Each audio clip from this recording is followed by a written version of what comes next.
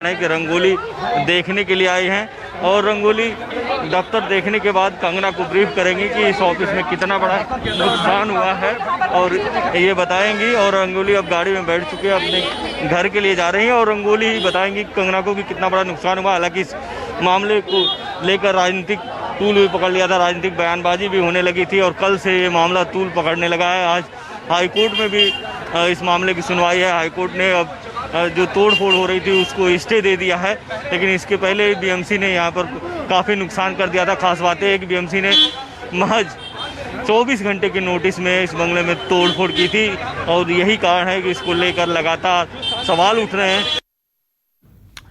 तो आप देख रहे हैं शिवसेना वर्सेस कंगना की ये बड़ी लड़ाई, जंग लगातार जारी है। दफ्तर की तस्वीरें देखी, मेरे सहयोगी इंद्रजीत सिंह वहां से रिपोर्ट दिखा रहे थे। कंगना की बहन रंगोली जो उनका पीआर भी देखती हैं, वहां से मुआयना करके सीधे घर की तरफ निकल गई हैं। वहां मीटिंग चल रही है, पूरे सबूत लेकर गई हैं। कितना नुकसान हुआ एक बार फिर से इंद्रजीत मैं आपके पास आ रही हूं। देखिए आपकी रिपोर्ट हमने देखी, आपके पास अभी वहां से दफ्तर से जहां तोड़फोड़ हुई रंगोली पहुंची थी, क्या अपडेट है आपके पास?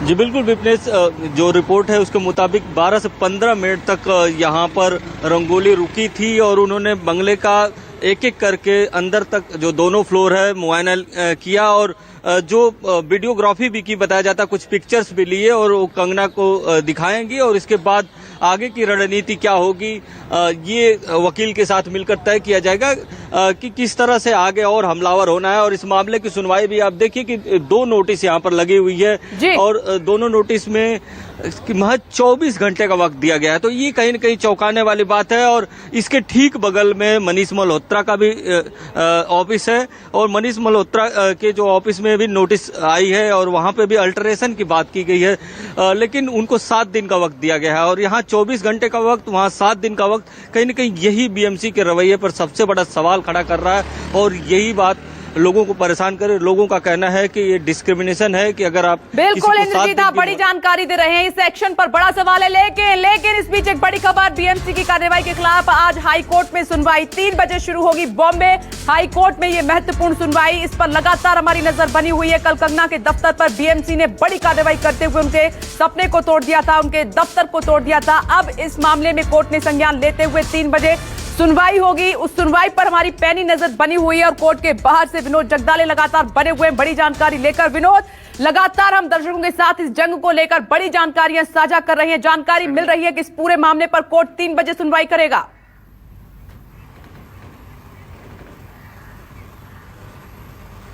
देखिए, कोर्ट 3 बजे सुनवाई करेगा। कल जो सुनवाई हुई थी उसका दूसरा पार्ट आज शुरू होने वाला है। कल कोर्ट ने कहा था कि जो कंगना का जो ऑफिस में जो तोड़काम चल रहा है उसे तुरंत रोका जाए। बाद में बीएमसी ने उसको स्टॉप कर दिया और यहाँ पर जो कंगना के एडवोकेट हैं उन्होंने भी ये दावा किया था कि 26 मार्च को बॉम्बे हाईकोर्ट ने एक आदेश पारित किया था सभी एजेंसियों को कि जब तक ये लॉकडाउन है, जब तक कोविड-19 की सिचुएशन है, बारिश की सिचुएशन है, तब तक कोई भी डिमोलिशन ना किया जाए। लेकिन फिर भी डिमोलिशन किया गया, इसका हवाला दिया गया। लेकिन बीएमसी ने भी जवाब दिया कि ये जो 26 तारीख को जो फैसला लागू हुआ था वो सिर्फ रेसिडेंशियल के लिए लागू हुआ था, ना कि कमर्शियल के लिए।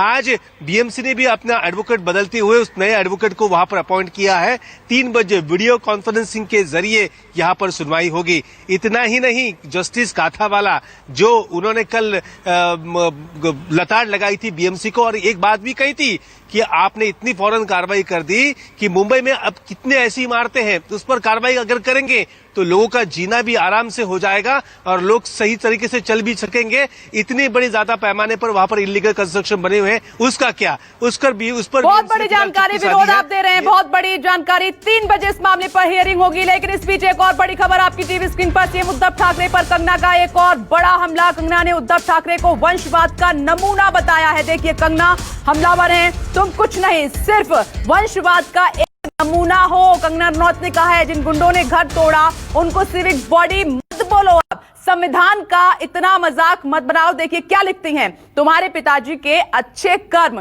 तुम्हें दौलत तो दिला सकते हैं, कंगना ने इस अंदाज में हमला बोला है। आगे लिखती हैं, मगर सम्मान तुम्हें खुद कमाना पड़ता है। मेरा मुंह बंद करोगे मगर मेरी आवाज मेरे बाद 100 और फिर लाखों में गूंजेगी। कितने मुंह बंद करोगे, बड़ा सवाल। कितनी आवाजें दबाओगे, क्वेश्चन मार्क। कब तक सच्चाई से भागोगे, एक और बड़ा सवाल खड़ा कर दिया। तुम कुछ नहीं हो, सिर्फ वंशवाद का एक नमूना हो। अब तक का सबसे बड़ा हमला, करारा प्रहार उद्धव ठाकरे पर कंगना रनौत की तरफ से किया गया है। फिर लिखती हैं कि जिस विचारधारा पर बाला साहेब ठाकरे ने शिवसेना का निर्माण किया था, बनाया था, आज वो सत्ता के लिए उसी विचारधारा को बेचकर शिवसेना से सोनिया सेना बन चुके हैं। जिन गुंडों ने मेरे पीछे से मेरा घर तोड़ा, उनको सिविक बॉडी मत बोलो, संविधान का इतना बड़ा अपमान मत करो। अभिनेत्री कंगना रनौत की तरफ से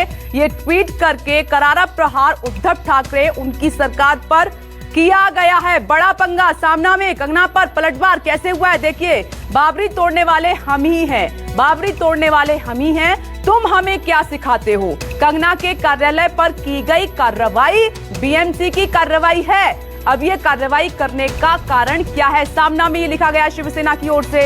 इसका जवाब बीएमसी आयुक्त ही दे सकते हैं, क्योंकि शिवसेना पर सवाल खड़ा हो रहा है। कोई नियम का उल्लंघन करता है तो उस पर कार्रवाई की जाती है। बदले की भावना से कोई कार्रवाई नहीं हुई है और वो एक कलाकार हैं, आगे लिखा गया सामना में, और मुंबई में रहती हैं, लेकिन उनके द्वारा मुंबई और महाराष्ट्र के लिए इस्तेमाल की गई भाषा उचित नहीं है।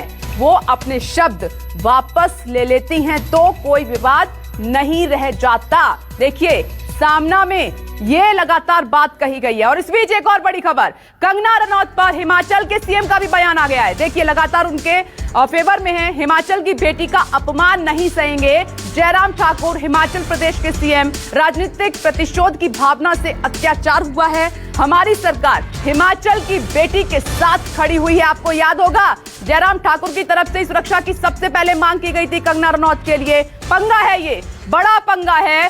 कंगना रनौत ने सीधा पंगा लिया है महाराष्ट्र सरकार से, शिवसेना से, बीएमसी से। ट्वीट के जरिए ये लड़ाई चली और बहुत ज्यादा आगे बढ़ चुकी है। ग्राउंड जीरो पर मेरे तमाम सहयोगी मौजूद हैं। एक बार फिर से एक एक करके मैं रुक करती हूँ। रवि आपके पास आ रही हूँ अब। रवि, अंदर से और क्या इनपुट आपको मिल रहा है? 3 बजे कोर्ट में हियरिंग होनी है, शायद उसी को लेकर अंदर बातचीत हो रही है, आपके पास क्या है इनपुट?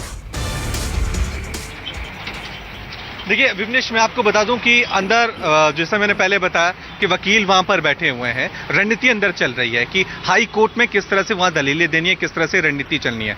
लेकिन अंदर से कंगना बैठी बैठी वार भी कर रही है, पलटवार भी कर रही है शिवसेना पर, और साथ में उनको अब सपोर्ट भी मिल रहा है। सपोर्ट किसका मिल रहा है? बीजेपी का। ये जंग हो गई है बीजेपी बनाम शिवसेना इस तरह से, और कंगना इन सबके बीच एक बड़ा चेहरा बनकर उभ रही है, क्योंकि कंगना यहां पर फेस हो गई है। हिमाचल प्रदेश की तरफ से सुरक्षा की बात हो वो कंगना को मिलना है, केंद्र सरकार की तरफ से Y+ कैटेगरी की सुरक्षा मिलने की बात हो वो उनको मिली। अभी सुरक्षा अधिकारी ऊपर बैठे हुए 4 से 5 सुरक्षा अधिकारी जो हैं सीआरपीएफ के, वो कंगना की सुरक्षा में मौजूद हैं, साफ तौर से कि किसी तरह की कोई चीज, कोई कोताही यहां पर बरती ना जाए। आज कंगना ने मराठा मुद्दा है वो उठाया, वंशवाद का मुद्दा उठाया। का चेहरा आपने देखा, कंगना का चेहरा भी लगातार हम देख रहे हैं, कैसे है हाव भाव? ये तो है कि दफ्तर तोड़ने से ठेस लगी है कंगना को बहुत ज्यादा। देखिए ये साफ तौर से, क्योंकि करीब ये कहा जा रहा है कि 45 करोड़ का वो दफ्तर था और उसको बिल्कुल जिस तरह से डिमोलिश किया गया, और उसके बाद अब निगाहें बीएमसी के इस घर पर हैं, तो टेंशन तो जरूर होगी। लेकिन जो ट्वीट पे वार हो रही है, जो कंगना को मैंने कल फ्लाइट में देखा था, यहां आते हुए देखा था, उसमें आक्रामकता साफ तौर से नजर आ रही है। ये एक चुनौती भी है ट्वीट के जरिए कि आप मेरे खिलाफ जितनी कार्रवाई कर सकते हैं करिए, मैं पीछे हटने वाली नहीं, मैं स्टैंड लेके रहूंगी। बात करूं रंगोली जब यहां से निकली थी तो टेंशन जरूर थी, उन्हें पता था कि मीडिया मुझे फॉलो कर रहा है या बीएमसी के अधिकारी। एक मिनट में आपको रोकना चाहूंगी। संजय